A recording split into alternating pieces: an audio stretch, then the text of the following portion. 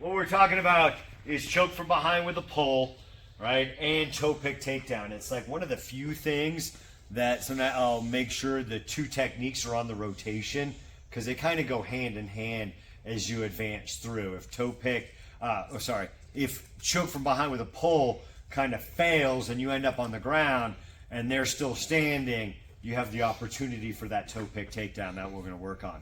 I threw on the hoodie because it might be somebody just ripping me from behind with a sweatshirt. It doesn't have to be, right, a choke. And also we know hair grab is essentially the same exact thing, all right, that we're doing here, same footwork. You might have to worry about a knee strike coming, but you still have to worry about getting around into that fight because they're pulling you around and down and potentially all the way to the ground, right?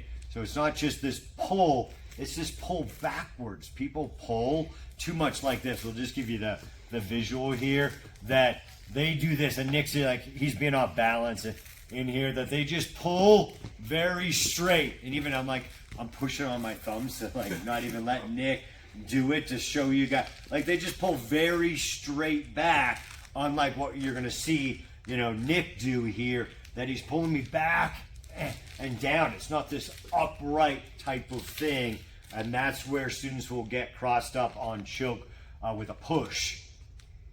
All right, we'll see that all the time get crossed up, and it's mainly because the attacker is out of context on their attack, or they just simply don't know, all right, the proper attack. So if I'm standing here and we're going slow, easy speed, so I don't tweak my knee any more than it's already tweaked, right? That choke comes on, your hand should be going to your pluck. I base, I come around. I do have a radial break here. I'm not a huge fan. That kick should be simultaneous to the radial break here. That kick is going to help you keep the hand. I think I'm losing the hand more than 50% of the time. All right, that choke came on, you felt it, your hands are coming back, trying to rip off, you base, and you come through. Typically right here, they want their hand back, and I don't even care. And I'm just going to striking from there. Make sense? And sorry for the speed. I don't want to tweak my knee any more than it is. So I'm trying to let it heal up, hopefully. So that choke came on. Hands are coming back. I base as that pull's happening. I come around. If I have the hand, great. If I don't, boom, hit it. Right? And I like sending the hands there. Right? There is that simultaneous kick that you can get on there that I'm just kind of holding back with my leg. Then I'm coming back, I base, I come around, boom, maybe there's a kick right there as you base. You can also send that kick right there. But punches are fine either way. Questions on context or the attack? And again, right, if he grabs the hoodie and he rips me back from the hoodie, everything's the same from there. There's nothing really to grab on the hoodie, that I'm just working the footwork. You know, he gets a hold of the hoodie, the guy's ripping me back, and I base, and I'm coming around into that fight with a strike. Now my hand should be a little bit quicker. Questions there? Questions are good. I'm not going to actually do the fall because of my knee today, but we know, right, as you come around, and this is the bad, like, boom, you might have fallen down, and something to this effect. Did you have a question before we got there? Well, as you're falling, I mean, you're trying to guard against in case he's trying to knee you. Yeah, if I felt like there should be, hopefully, but, you know, and it's not too far off of your break fall or anything else that, yeah, there might be a knee coming, and especially if I ended up here, there's definitely a knee there. If you ended up more on the ground on that fall, that you need to boom, screen, you know, you might have ended up just boom, down here. Now, from here, I want the closest leg. I want the closest leg. Doesn't matter. I send the hands to the ankle, right? I take my head offline. I don't want to be facing that kick now or when he hits the ground. Boom, I grab as low as I can.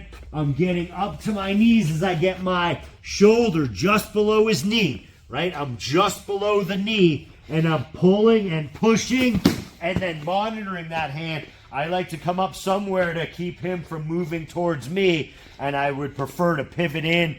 Do I need to stomp on him? Do I need to go to knee on belly? right, etc., etc. Do I want to staple him down, or am I just trying to get out of it? What's your context of where you're going from that toe pick takedown? So whatever happened, get your head offline, pull and push, right? And see where I'm keeping my head as I'm coming up, right?